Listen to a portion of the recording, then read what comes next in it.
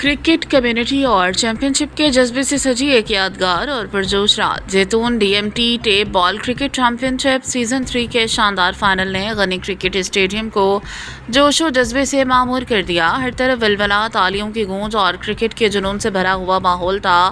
شائقین، کھلاڑی اور حامی کھیل کی مہارت اور ٹیم ورک کے جذبے سے سرشار دکھائی دیے۔ سنسنی خیز اور دل کو چھو لینے والے فائنل میں ڈریم 11 ملتان نے زبردست مقابلے کے بعد باؤ بلال 11 سیالکوٹ کو شکست دے کر سیزن 3 کی چیمپئن ٹرافی اپنے نام کر لی۔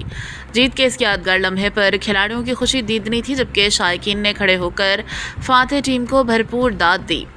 زیتون گروپ نے تمام ٹیموں کو دلی مبارکباد دیتے ہوئے کہا، زیتون نہ صرف کھیل کے فروغ بلکہ صحت مند تفریحی سرگرمیوں، کمیونٹی کے اتحاد اور نوجوان ٹیلنٹ کو آگے بڑھانے کے لیے بھی بھرپور کردار ادا کرتا رہے گا۔